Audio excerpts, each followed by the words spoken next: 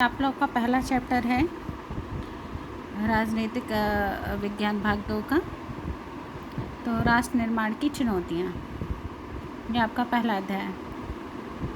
तो इसमें बच्चों ये आपकी बुक से है, हाँ, और इसको कुछ अंडरलाइन किया गया है। तो जो इम्पोर्टेंट चीज़ें हैं उसको अंडरलाइन की गई हैं और अब इस चैप्टर को पढ़ेंगे तो आपको आगे समझ। तो पहला जो लिखा है कि सन 1947 यानी 14-15 अगस्त की मध्यरात्रि को जब हमारा देश आज़ाद हुआ तो हमारे जो प्रधानमंत्री थे जवाहरलाल नेहरू, तो उन्होंने एक सत्र को संबोधित किया जिसका भाग्यवधु से चिर प्रतीक्षित भेंट था, यानी ट्रिस्ट विद डेस्टिनी के नाम से जाना जाता है। फिर उसके बाद जो है आज़ादी की लड़ाई हुई।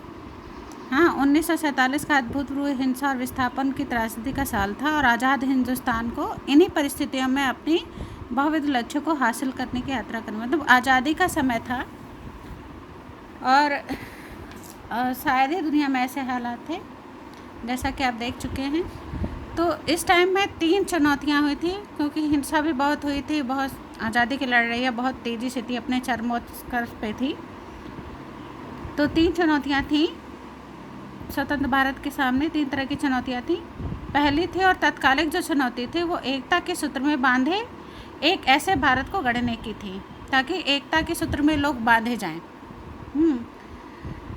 भले ही उसमें सबके लोगों की संस्कृति अलग थी, बोली अलग थी, अलग अलग धर्म के लोग थे, खान पान अलग, लेकिन लोगों को एक करना था। दूसरी चुनौती थी, और एक करना ही बहुत मुश्किल काम था उस वक्त किसी को एक करना, क्योंकि सभी लोग विभिन्न प्रकार। दूसरी चुनौती थी लोकतंत्र को कायम करने की थी कि ये तभी कायम हो सकती थी जब मौलिक अधिकारों की गारंटी थी। तीसरी चुनौती थी विकास की, जिससे समूचे समाज का भला होता। तो ये कहा गया था कि जो भी सरकार काम करेगी वो सोच समझ के काम करेगी, विकास के लिए काम करेगी ताकि उसका भला पूरे समाज का हो। इसके बाद बच्चों विभाजन और स्थापन और पुनर्वास की बात हुई। 14-15 अगस्त 1947 को एक नहीं बल्कि 2 राष्ट्र भारत और पाकिस्तान अस्तित्व में, और ऐसा विभाजन के कारण हुआ। तो उस समय 2 लोग थे, मोहम्मद अली जिन्ना और नेहरू जी, जो मुस्लिम लीग ने द्विराष्ट्र सिद्धांत की बात की थी, और इस सिद्धांत के अनुसार भारत किसी भी एक कौम का नहीं बल्कि हिंदू और मुसलमान नाम के 2 कौम का देश था। इस कारण मुस्लिम लीग और मुसलमानों के लिए अलग देश यानी पाकिस्तान की मांग की, और कांग्रेस ने द्विराष्ट्र सिद्धांत तथा पाकिस्तान का मांग का विरोध कर।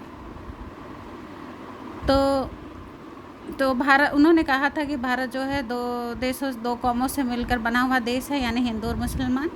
तो विभाजन की जो प्रक्रिया थी, जिस भाग को इंडिया के नाम से जाना जाता था, उसे भारत और पाकिस्तान नाम के 2 देशों के बीच बांट दिया जाए, और धार्मिक बहुसंख्या को विभाजन का आधार भी बनाया गया। तो ये पाकिस्तान की मांग का विरोध भी हुआ था उस वक्त आज़ादी की लड़ाई के समय। तो जहाँ मुसलमान बहुसंख्यक थे, और ऐसे 2 इलाके थे जहाँ मुसलमानों की आबादी ज़्यादा थी। एक इलाका पश्चिम में था तो दूसरा इलाका पूर्व में। ऐसा कोई तरीका नहीं था कि इन दोनों इलाकों को जोड़कर एक जगह कर दिया जाए। ये सारी चीज़ों को देखते हुए पाकिस्तान में 2 इलाके शामिल होंगे, यानी पश्चिम पाकिस्तान और पूर्वी पाकिस्तान। तो इन बीच में भारतीय भूभाग का एक बड़ा विस्तार रहेगा। दूसरी बात, ये मुस्लिम बहुल हर इलाका पाकिस्तान में जाने को राजी हो गए थे। तो खान अब्दुल गफ्फार खान जो पश्चिमोत्तर सीमा प्रांत के निर्विवाद नेता थे, और उनकी प्रसिद्धि सीमांत गांधी के रूप में भी थी। उन्होंने ही द्विराष्ट्र सिद्धांत के एकदम खिलाफ थे, उन्होंने मना कर दिया, उन्होंने उसका विरोध भी किया। संयोग से उनकी आवाज़ की अनदेखी की गई और पश्चिमोत्तर सीमा प्रांत को पाकिस्तान में शामिल मान लिया गया। तो तीसरी समस्या और भी विकट थी। ब्रिटिश इंडिया के मुस्लिम बहुल प्रांत जो पंजाब और बंगाल में अनेक हिस्से बहुसंख्यक और गैर मुस्लिम आबादी वाले थे, और इस तरह से बंटवारा होने पर उस समय बहुत सारी त्रासदी आई। धार्मिक बहुसंख्यक के आधार पर जो भी बंटवारा हुआ, ऐसी स्थिति, और यह फैसला 14-15 अगस्त 1947 की मध्यरात्रि को हो पाया था। तो आज़ादी के दिन तक अनेक लोगों को ये पता ही नहीं था कि भारत में है कि हम पाकिस्तान में हैं, और पंजाब और बंगाल का बंटवारा विभाजन की सबसे बड़ी त्रासदी, यानी बहुत उस वक्त सिचुएशन बड़ी ख़राब थी।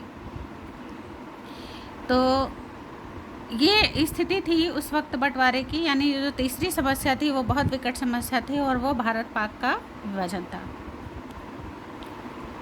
तो ये बंटवारे से बहुत सारी कठिनाइयाँ सामने आई, बहुत सारी समस्याएं हुई। चौथी विभाजन के सबसे बड़ी अबुझ कठिनाई थी अल्पसंख्यकों की थी कि सीमा के दोनों तरफ अल्पसंख्यक थे जो इस इलाके पाकिस्तान में, और वहाँ लाखों भूभाग में भी लाखों की संख्या में मुस्लिम आबादी थी। दिल्ली और उसके आसपास के भी इलाके में मुसलमान की बहुत बड़ी आबादी थी। तो इस तरीके से लोग सासत पे पड़ गए कि हम जाएँ तो किधर जाएँ, और जिस ज़मीन पर वे उनके पुरखे सदियों से आबाद रहे थे, मतलब जो उनके पूर्वज थे, जो उन्होंने वहाँ बनाया था, जो वहाँ पर रहते थे, तो उस ज़मीन पर वे विदेशी बन गए। जैसे कि यह बात साफ हुई कि देश का बंटवारा होने वाला है, वैसे ही दोनों तरफ के अल्पसंख्यक पर हमले होने लगे, लोग एक दूसरे को मारने लगे, दंगे वगैरह पे। विभाजन का परिणाम क्या हुआ कि 1947 में बड़े पैमाने पर एक जगह की आबादी दूसरी जगह पर जाने को मजबूर है, और आबादी का यह स्थान मतलब दूसरे जगह जाने पर क्या हो गया कि आकस्मिक, अनियोजित और त्रासदी से भरा था। अचानक से इस तरह से कहीं जाना, अपने घर परिवार को छोड़ के जाना, तो बहुत सारी स्थिति उस वक्त ख़राब थी। धर्म के नाम पर और सारी चीज़ें, बहुत सारी हिंसाएं हुई। तो धर्म के नाम पर एक समुदाय दूसरे समुदाय पर हमला भी करने लगे, मारामारी भी होने लगी, तो एक दूसरे बेरहमी से मारे गए। जैसे लाहौर, अमृतसर और कलकत्ता जैसे शहर सांप्रदायिक अखाड़े में तब्दील हो गई थी, यानी वहाँ पर बहुत ज़्यादा जो है दंगे हो गए थे, सांप्रदायिक दंगे इतने ज़्यादा भड़क गए थे, और ज़्यादातर हिंदू अथवा सिख आबादी थी जिन इलाकों में। उन इलाकों में मुसलमानों ने जाना छोड़ दिया था। ठीक इसी तरह से मुस्लिम बहुल आबादी वाले इलाकों में हिंदू और सिख गुजरते ही नहीं थे। लोग अपना घर बार जो है छोड़ने के लिए मजबूर हो गए थे। वे सीमा के एक तरफ से दूसरी तरफ गए, और इस क्रम में बहुत लोगों को बहुत सारी कठिनाइयों का सामना पड़ा, और बहुत सारे जो है अपने घर भी छोड़ दिए, उनको शरणार्थी शिविरों में पनाह लेना पड़ा। लोग पैदल चलकर दूरी तय की। सीमा के दोनों और हज़ारों की तादाद में औरतों को अगवा कर लिया गया, उनके साथ ज़बरदस्ती जबरन शादी कर लेते थे, अगवा कर लेते थे, यानी अपहरण कर लेते थे, उनको दूसरा धर्म अपनाना पड़ता था। कई मामलों में यह भी हुआ कि खुद परिवार के लोग ने अपने कुल की इज्जत बचाने के नाम पर घर की बहू बेटियों को भी मार डाला। बहुत से बच्चे अपने माँ बाप से बिछड़ गए। कुछ लोग सीमा पार करने में सफल भी रहे। उन्होंने पाया कि वे बेठिकाना हो गए, उनके पास कुछ नहीं था। तो बहुत सारी चीज़ें ऐसी थी, उनको बहुत सारे लोगों को, शरणार्थियों को शिविर में अपनी ज़िंदगी काटनी पड़ी। तो बहुत सारी चीज़ें ऐसी हैं जो उस वक्त विभाजन के समय सामने आई। दंगाइयों ने चलती ट्रेन को रोक लिया था। बहुत सारी चीज़ें थीं। लोगों को खींच कर मारते थे, तलवार तथा गोली से मौत के घाट उतार देते थे। बाकी यात्रियों को हलवा फल दूध दिया जाता था, कुछ लोग कहते थे। बहुत सारी चीज़ें थीं, इस किताब में आप पढ़ेंगे और देख भी रहे होंगे। तो खाने पीने की जो भी चीज़ें नहीं थी, बड़ी स्थिति ख़राब थी वहाँ पे। हिंसा बहुत ज़्यादा हो गई थी बंटवारे के समय। एक तरह से कहा जाए तो भारत की जो दिल के दो टुकड़े हो गए थे। इसके साथ ही इन सारी चीज़ें होने के बाद वित्तीय संपदा के साथ साथ टेबल, कुर्सी, टाइपराइटर, पुलिस के वाद्य यंत्रों तक का भी बंटवारा हुआ था, और सरकारी और रेलवे के कर्मचारियों का भी बंटवारा। 80 लाख लोगों ने अपना घर बार छोड़कर सीमा पार जाना पड़ा, और विभाजन की हिंसा में तकरीबन 5 से 10 लाख लोगों ने अपनी जान गंवा दी थी। तो सरकारी कर्मचारियों के भी वो सब भी बांट दिए गए। बावजूद 1951 के वक्त भारत की कुल आबादी में 12% मुसलमान थे। तो बहुत सारी कठिनाइयों का सामना करना पड़ा। तो इसी के साथ बच्चों ये चैप्टर समाप्त होता है।